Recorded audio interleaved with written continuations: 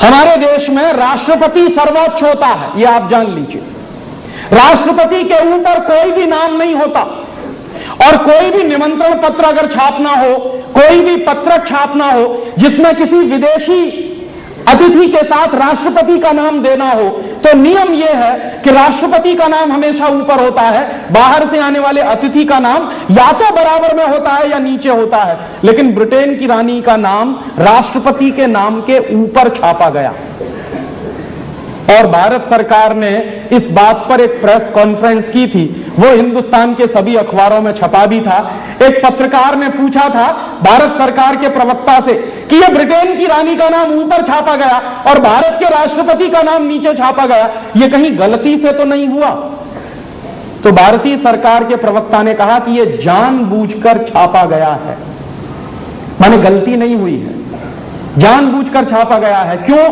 क्योंकि ब्रिटेन की महारानी आपकी महारानी है, इसलिए उसका नाम हमेशा राष्ट्रपति के नाम के ऊपर जाएगा, आपके राष्ट्रपति का नाम उससे नीचे जाएगा। हमारे देश में एक कानून है, जानते हैं क्या है? अगर आप राष्ट्रपति का अपमान करें तो आपको जेल हो जाएगी, यह कानून है। प्रधानमंत्री पर आप टिप्पणी कर सकते हैं, लेकिन राष्ट्रपति के ऊपर टिप्पणी नहीं की जा सकती इस देश में, और अगर आपने टिप्पणी की तो आपको जेल हो जाएगी। क्यों हो जाती है? कानून यह कहता है कि राष्ट्रपति की मान्यता सर्वोच्च है, उनका अपमान नहीं कर सकता कोई। लेकिन खुद भारत सरकार ने राष्ट्रपति का अपमान किया और उस सरकार को जेल में होना चाहिए था। पूरे देश में खामोशी, और इस बात की नोंद हमारे देश के किसी भी कोर्ट ने नहीं ली। मैं महीनों महीनों इंतजार करता रहा कि यह कोई छोटी दुर्घटना नहीं है, शायद हिंदुस्तान का सुप्रीम कोर्ट या हिंदुस्तान का कोई हाई कोर्ट या हिंदुस्तान की कोई अदालत इस बात की जानकारी लेकर कोई एक केस फाइल करेगी, लेकिन कहीं कुछ नहीं हुआ। फिर मेरे मन में ऐसा आता था कि यह इतना बड़ा प्रश्न है कि हिंदुस्तान की राजनीतिक पार्टियां इस सवाल को उठाकर पूरे देश में हंगामा करेंगी, लेकिन दुर्भाग्य से सब राजनीतिक पार्टियों के नेता रानी के साथ फोटो खिंचवाने में दिल्ली में मस्त थे।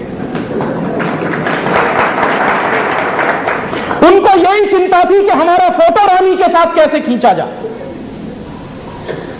इस देश के नेताओं की मानसिक गुलामी का इससे बड़ा सबूत और क्या मिलेगा कि जिस देश को अंग्रेजों ने 250 साल गुलाम बनाया, जिन अंग्रेजों ने हमको बर्बाद कर दिया सांस्कृतिक रूप से, आर्थिक रूप से, शैक्षणिक रूप से, सामाजिक रूप से, उन अंग्रेजों की रानी के साथ हमारे देश के नेता फोटो खिंचवाने में मस्त हैं, और किसी को लगता नहीं कि यह राष्ट्रीय अपमान की बात है।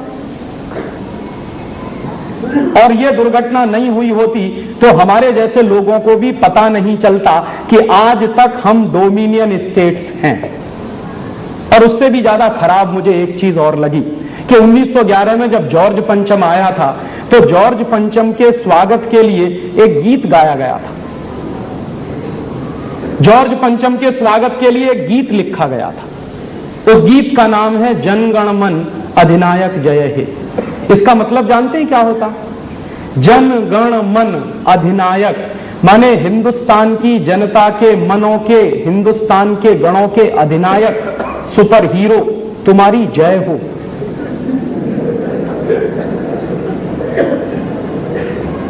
जनगण मन अधिनायक जय है। भारत भाग्य विधाता, तुम भारत के भाग्य विधाता हो।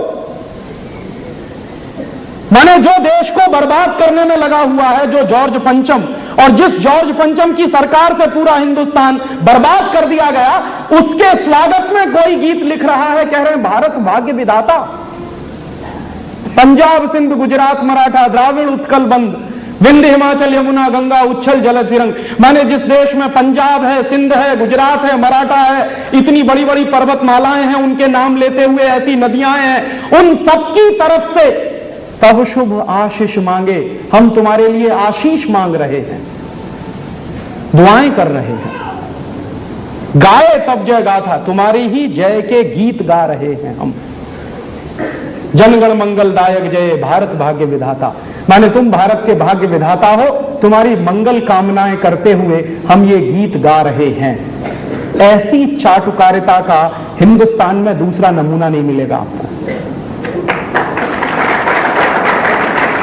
आपने सुना होगा हमारे देश के इतिहास में कुछ जगहों पर वर्णन किया गया है। क्या वर्णन किया गया है? हमारे देश में राजाओं के दरबार में कुछ चारण और भाट